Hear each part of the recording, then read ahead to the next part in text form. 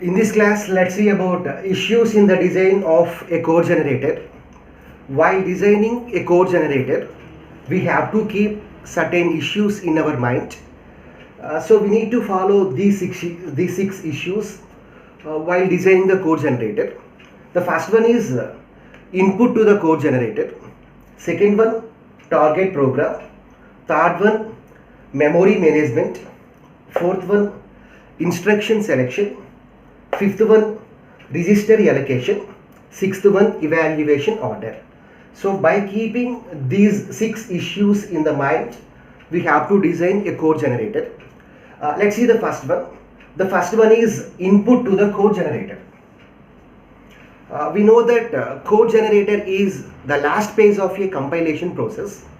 Code generator accepts input from code optimizer or intermediate code generator.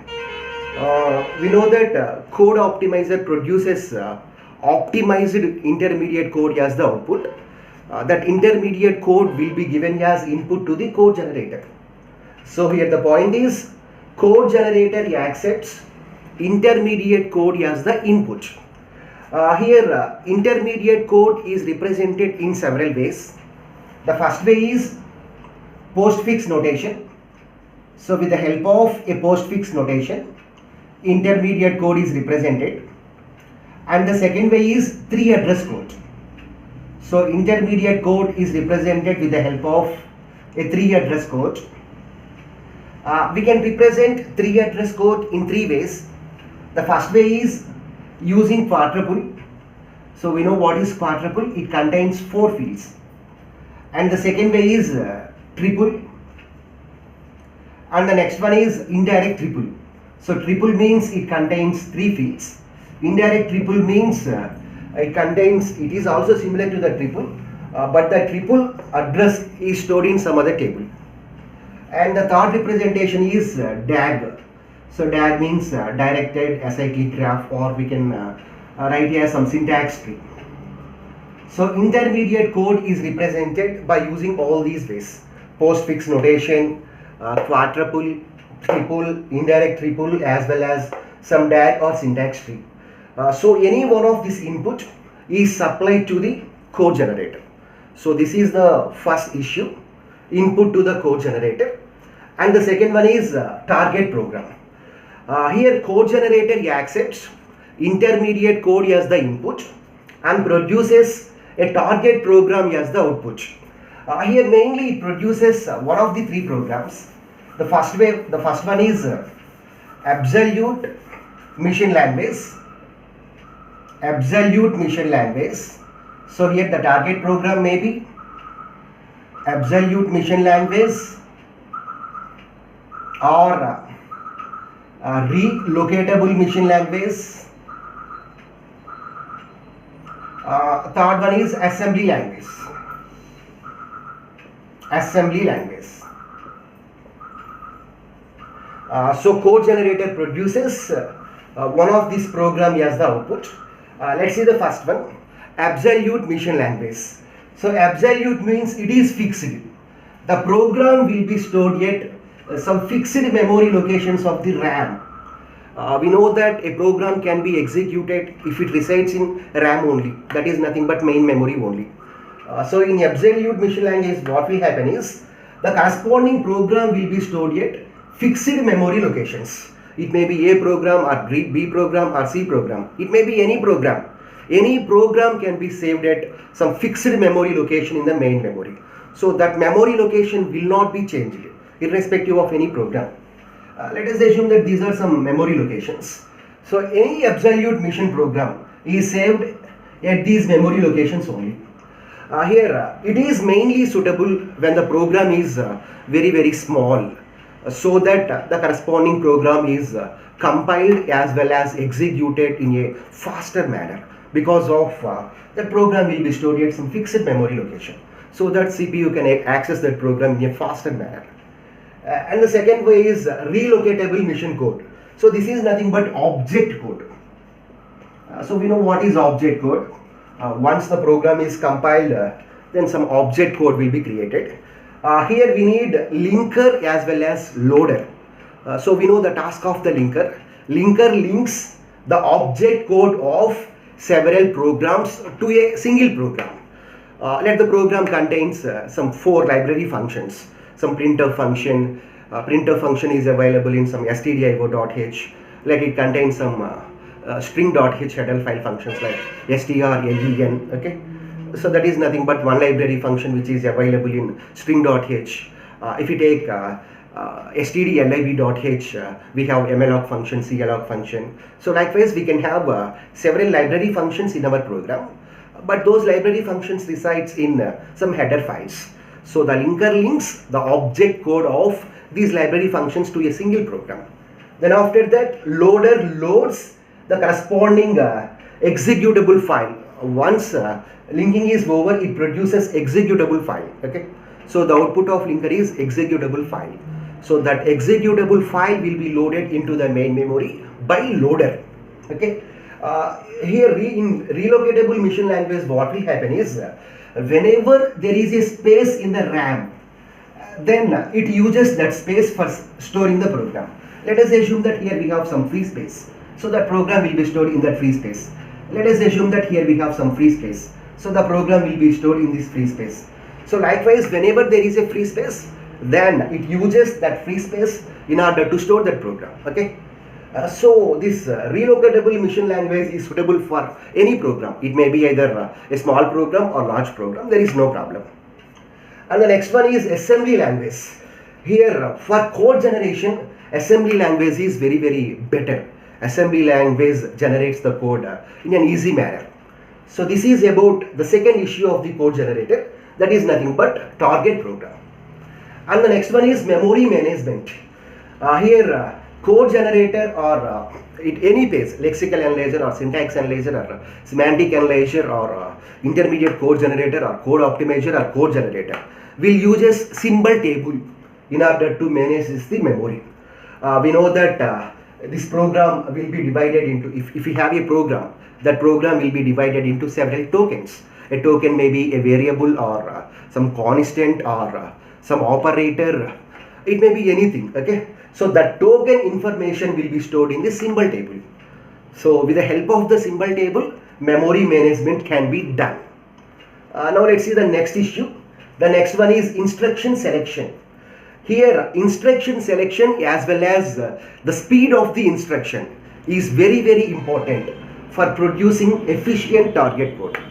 So in order to produce efficient code, this instruction selection as well as the speed of the instruction is very important. Let's take some examples. With the help of those examples we will discuss in detail. So let's take this example. X is equal to y plus z. Some example 1. X is equal to y plus z. This is a 3 address code instruction. Why? Because we know what is a 3 address code instruction. The instruction should contain maximum 3 addresses. So here we have 3 addresses. X is one address, y is another address, z is another address. And the right hand side should contain at most maximum one operator. Only one operator. Okay, maximum one operator. Here we have only one operator only. So there is no problem here. Okay. So let us translate this instruction into some assembly language. Here for translation we are using some move, add, mul, sub, all those instructions. So the first instruction here is let us translate this 3 address code into some assembly code. So the first instruction is move. We have to move y to some register. Let the first register name is R1. So now y content is available in R0. Next we need to perform plus operation. In order to perform the plus operation, we have an assembly instruction called add. So add, already y is available in R0. So we need to add z to R0. So add z comma R0. Now what is R0? R0 contains the result of y and z, the sum of y and z. Because already R0 contains y. So z plus y means that result resides in R0. So now we have to move R0 result to x. So move R0 comma x. So likewise we can translate a 3 address code instruction into machine code. Now let's take one more example. Example 2. A is equal to a plus 1. So it is similar to the previous instruction. In place of x we have a, in place of y we have a, in place of z we have 1. So what is the first instruction here? So let us translate this one into some assembly code. So move a comma. So let us move a to or not. Next we have to add 1 to a. That a result is already available in or not. Here in order to specify the constant, it is better to use a symbol called hash. So hash 1. Hash represents it is a constant. So hash 1 comma or not. So what is or not? A. Okay. So 1 will be added to or not. So now or not contains the result of a plus 1. So now we have to move that result to a. So here in order to implement this instruction, we need to execute 3 instructions. So instead of instead of executing these 3 instructions, we can execute an instruction called INCA. INC stands for increment. So increment A. So with the help of only this instruction, we can perform the addition operation. That is nothing but incrementation of A. Okay. So instead of selecting these 3 instructions, it is better to select this instruction, increment A. Increment is also some register operation. Registers are needed to the CPU. CPU performs operations on the register in a faster manner than it resides in memory. Here the operands are resides in memory, whereas INC means it is a register reference instruction. Okay. So we can replace these 3 instructions with the help of this instruction. So like this selection of instruction is very, very important. Now let's take one more example. Example 3.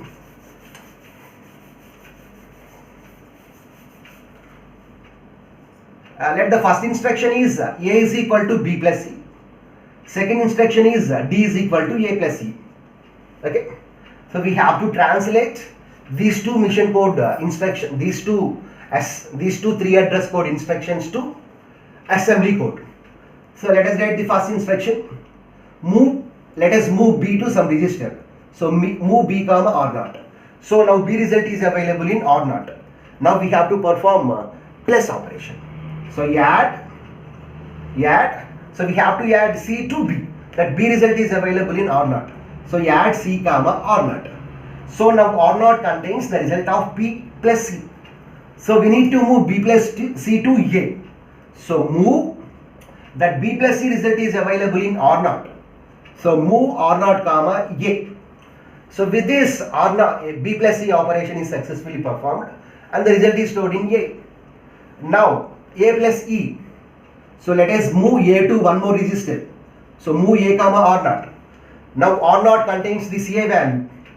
Next plus we need to perform addition operation. So add e comma. This a result is available in or not. So add e comma or not. So now or not contains the result of this a plus e. So now we have to move this result to d. So move or not comma d. So in this way we can translate these 2 instructions into assembly code. But if we observe these 2 instructions, let us observe the first one, move or not comma a. So the content of or not is moved to a.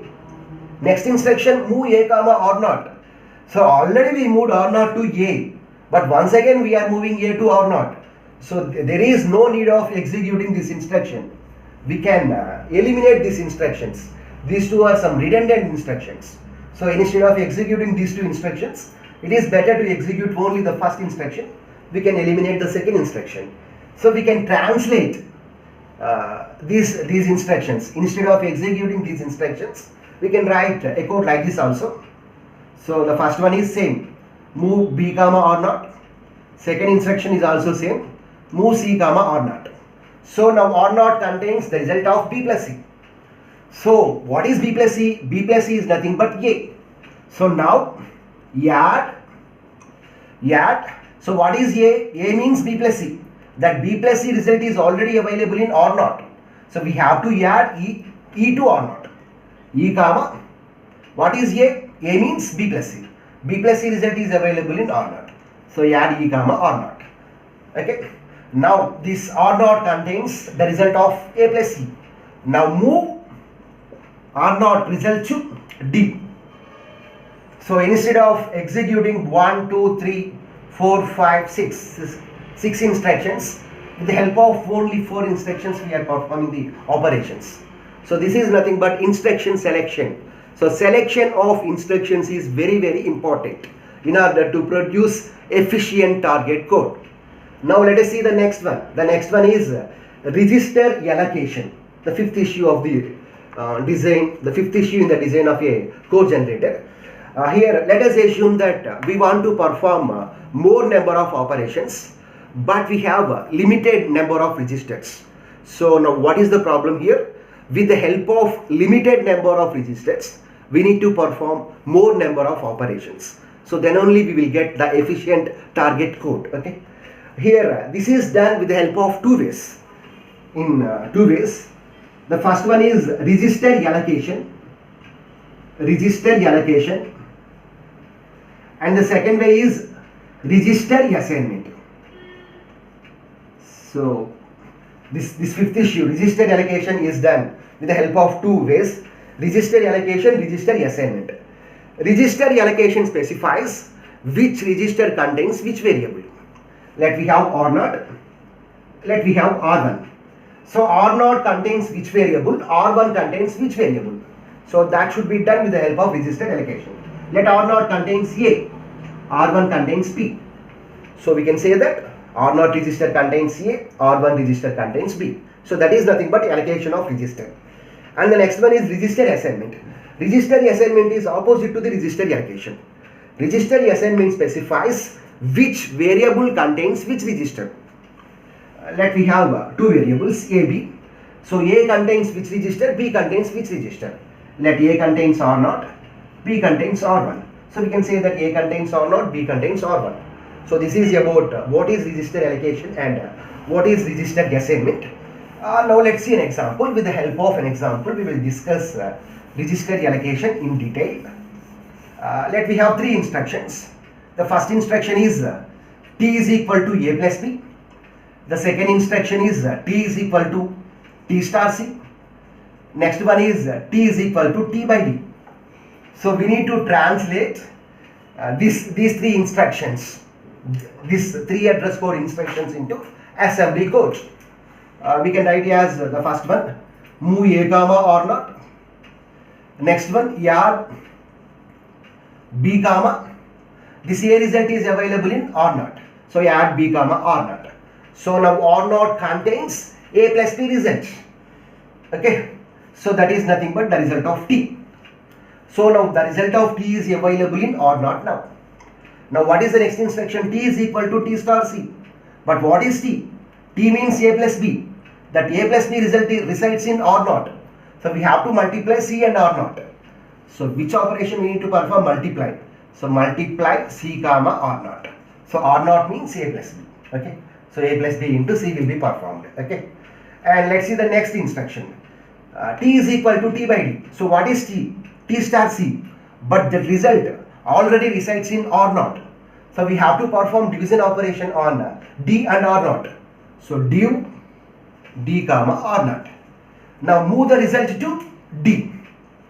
So move, this one is nothing but where the result resides, R0. So move R0 comma T. So this is the efficient one. These are nothing but some efficient instructions in order to execute these 3 instructions. Okay. So like this we can perform register allocation. Here if you want, we can also perform like this. Move A comma R0. Second one, add B comma R0. Now the result resides in R0. So we can move the result to move R0 comma T. Now T contains R0 value. That is nothing but A plus B. Next one, mul C comma. What is R0? R0 result is available in T. So likewise also we can perform the operations. But if you perform like this, it requires more number of instructions. So the optimal solution is this one. So here while performing the operations here, it is better to perform those operations with limited number of instructions. Okay. So this is about register allocation. And what is the last issue? Evaluation order. So the order in which the instructions are executed as well as the operations are performed will decide the efficiency of the target code. Okay, so that corresponding order will decides the target code efficiency.